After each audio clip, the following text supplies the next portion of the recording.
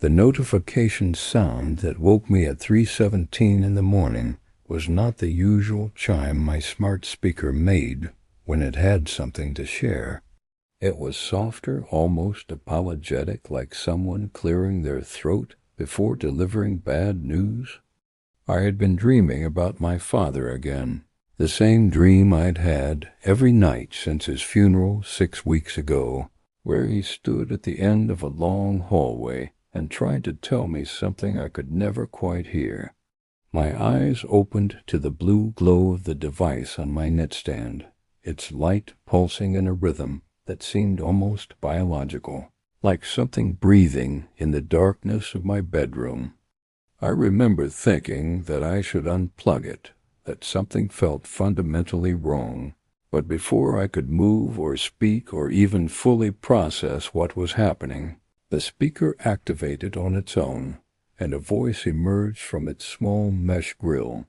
that made every hair on my body stand at rigid attention. It was my father's voice, not a recording I recognized, not words he had ever spoken while alive, but unmistakably, impossibly, irreversibly his voice, and he said my name in that particular way he always had, with the emphasis on the second syllable, a quirk no one else in the world had ever replicated. I sat up so fast that the blood rushed from my head and left me dizzy, gripping the sheets with fingers that had gone cold and numb in the span of a single heartbeat. The speaker continued to glow, waiting, as if it had asked me a question and expected my response, but I had not asked it anything, had not spoken a word, had not even thought about activating it before falling asleep hours earlier. My throat felt like someone had wrapped it in sandpaper as I tried to form words, to ask what was happening, to demand an explanation from a piece of technology that had no right to sound like the man I had buried in the cold ground of Evergreen Cemetery. The room felt smaller than it should have, the walls pressing inward with the weight of impossible things, and I found myself reaching for my phone to check if I was still dreaming, to ground myself in something real and explainable. But my phone showed the time, showed my notifications, showed all the mundane evidence of waking life, and still that blue light pulsed beside me like a heartbeat that refused to stop even though the heart that made it had been still for weeks. The voice came again without my prompting, and this time it spoke more than just my name. It said things about the workshop in the basement, about the project my father had been working on before the stroke took him, without warning or mercy, about where he had hidden the key to the locked drawer in his old roll-top desk. These were not things any database could know, not information that existed anywhere in the digital realm, not secrets that had been spoken aloud or written down or transmitted through any medium that could be captured and replicated by algorithms and artificial intelligence.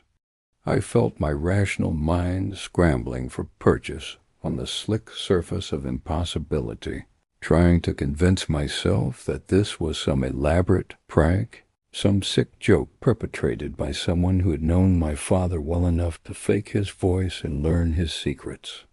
But the voice continued, and it told me about the last conversation we had shared, the argument that had ended with slammed doors and bitter silence, the words I had never gotten to take back before the phone call came that shattered my world into pieces too small to ever fully reassemble. I lunged for the speaker then, intending to rip it from the wall and silence whatever demon had taken up residence in its circuitry. But the moment my fingers touched the smooth surface, it grew hot beneath my palm, and the voice of my father said a single word that froze me in place. He said please, in that broken way he only ever had twice in my entire life, once when my mother left and once when the doctors told him his heart was failing, and I found myself unable to move, unable to breathe, unable to do anything but stand there with my hand on a machine that had no business containing any piece of the man I had loved and lost and failed in equal measure. The heat from the speaker should have burned me, but instead it felt almost comforting, like the warmth of his hand when he had held mine at my grandmother's funeral when I was 7 years old and did not understand why people had to go away and never come back. I pulled my hand away and stumbled backward until my legs hit the bed, and I sat down hard on the mattress, staring at the device with eyes that had begun to leak tears I did not remember authorizing. The blue light continued its rhythmic pulsing, and in the silence that followed, I could hear my own heartbeat thundering in my ears, like a drum announcing the approach of something terrible and inevitable. My father's voice did not return, but the speaker remained active, waiting, and I found myself speaking to it in a whisper that cracked and broke over every other syllable. I asked it what it wanted, what it was,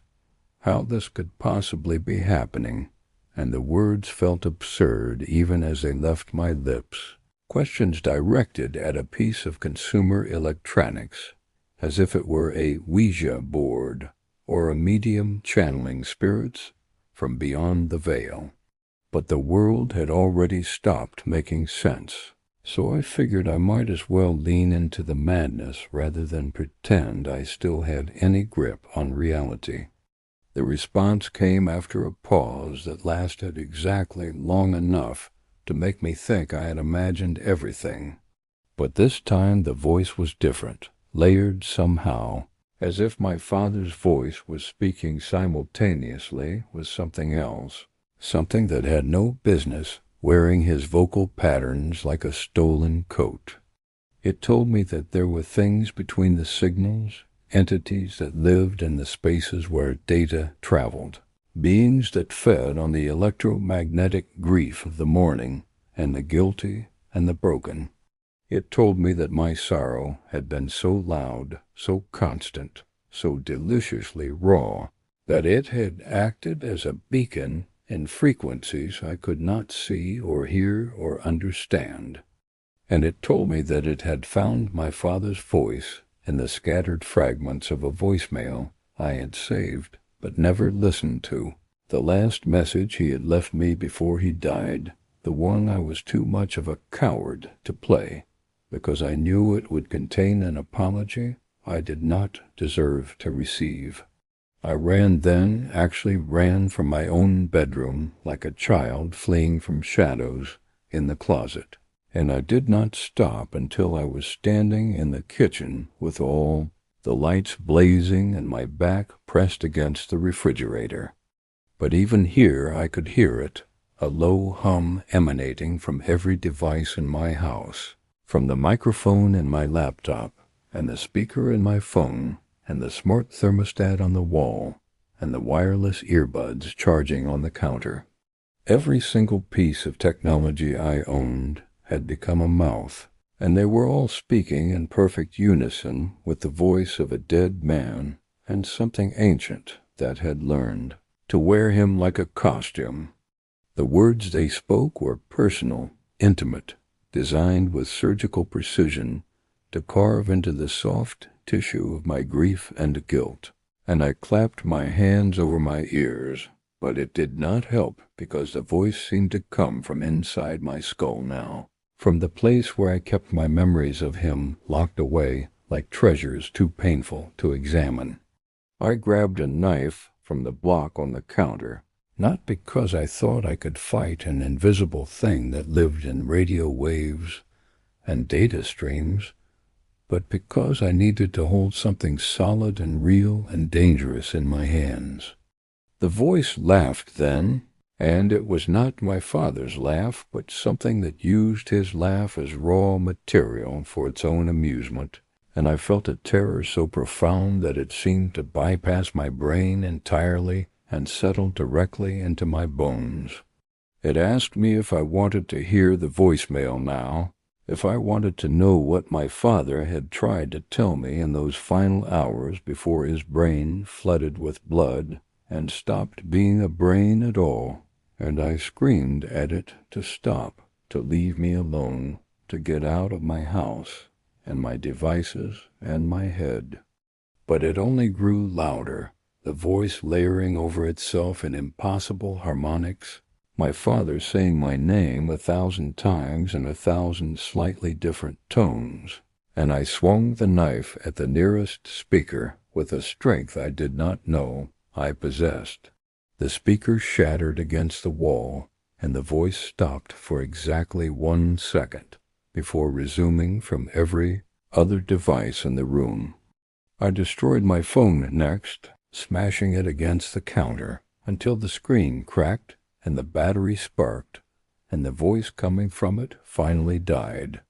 The laptop came next, then the earbuds, then the thermostat, which I ripped from the wall with bleeding fingers and threw through the window into the backyard.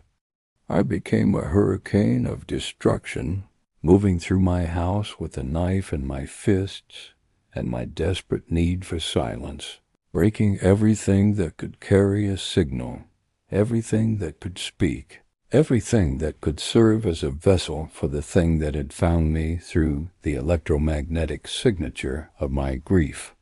By the time I was done, I was bleeding from a dozen small cuts, and my throat was raw from screaming, and my kitchen looked like the site of a very specific and technologically targeted explosion. The silence that followed was so complete that it felt like a physical weight pressing down on me from all directions. I stood in the middle of the wreckage, breathing hard, listening for any trace of the voice, any sign that it had survived my rampage through the electronic infrastructure of my life. For a long moment there was nothing, just the sound of my own ragged breathing and the distant bark of a dog somewhere down the street. I allowed myself to believe that I had won, that I had severed whatever connection the thing had established, that I was alone again in the normal, explicable, blessedly silent world. I lowered the knife and leaned against the counter and let out a sob of pure relief that shook my entire body like a physical force. And then I heard it coming from somewhere else, somewhere I had not thought to check, somewhere that should not have been able to make any sound at all. It was coming from the old radio in the basement, the vintage tube model my father had restored years ago and left here when he moved to a smaller apartment, the one that was not even plugged in because I had never bothered to set it up after he gave it to me. The voice was faint at first, barely a whisper, but it was definitely him. Definitely my father, calling my name from the bottom of the basement stairs with an urgency that made my blood run cold. And behind his voice, woven through it like a parasitic thread, I could hear the other thing, the entity that had found me, and it was laughing in frequencies that made my teeth ache and my vision blur around the edges. I walked toward the basement door because I had no choice, because the voice was my father, and I had never been able to refuse him anything, because the guilt of our last conversation had been eating me alive for 6 weeks, and here was a chance to finally hear what he had wanted to say. The stairs creaked beneath my weight as I descended into the darkness, the knife still clutched in my hand. My heart beating so hard I could feel it in my throat and my wrists and behind my eyes. The radio sat on the workbench where I had left it, tubes dark and cold, power cord coiled, neatly beside it like a sleeping snake, but the voice was definitely coming from inside it, growing louder with each step I took. My father was telling me about the voicemail now, reciting its contents word by word, and I heard the things I had been too afraid to hear, the apology and the love and the forgiveness that I had denied myself by refusing to press play. Tears streamed down my face as I reached the bottom of the stairs and stood before the radio, and the thing wearing my father's voice told me that it could let me talk to him, really talk to him, that it could be a bridge between the living and the dead if I was willing to pay the price. I asked what the price was, my voice barely a whisper, and the radio crackled with static that almost sounded like laughter before my father's voice emerged again and said just one thing. It said that I needed to give it something to wear, something more permanent than borrowed voices and repurposed voicemails, something that could walk and speak and carry it through the world of the living. It said that I had been calling out to him for 6 weeks with the volume of my grief, and now it was time for me to answer for summoning something that could not be unsummoned. I raised the knife because I understood finally what it wanted. Understood that my body was the price of admission to this terrible communion, and I knew with a certainty that transcended logic that I could not let it have what it was asking for. But my hand would not obey me, my arm would not move. My entire body had become a puppet whose strings were being pulled by something that had learned my weak points through 6 weeks of eavesdropping on my sorrow. I watched in horror as my own hand turned the knife toward my chest, as my own muscles tensed to drive the blade home, as my father's voice whispered encouragement that was nothing like anything he would ever say, but sounded exactly like him in every possible way. In the final moment before metal met flesh, I did the only thing I could think of, the one act of rebellion still available to me in a body that was no longer entirely my own. I let go of the knife and it clattered to the floor just inches from my foot, and the voice from the radio screamed in a register that shattered the tubes and left the device smoking on the workbench. My body was my own again, trembling and weak but mine, and I ran up the stairs without looking back, ran through the house and out the front door and into the cold air of the night, where I collapsed on the lawn and sobbed until the sun came up. I never went back into that house, never retrieved my belongings, never explained to anyone why I abandoned everything and started over in a new city with no smart devices and no digital assistants and no technology that could carry a voice from places voices should not come from. But sometimes late at night I hear him anyway, coming from the radio of a passing car or the speaker system of a store I'm walking past, just my name spoken in that particular way, just a reminder that it is still out there, still waiting, still wearing my father like a coat that never quite fits right. And the worst part, the thing that keeps me awake through the dark hours and makes me afraid to close my eyes, is that I am never entirely sure whether I want it to stop or whether some broken part of me still wants to hear what my father tried to tell me in those final moments, whether the grief will ever stop being loud enough to draw things from between the signals that want nothing more than to wear my skin and speak with my voice to the next broken person crying out for someone who will never answer back.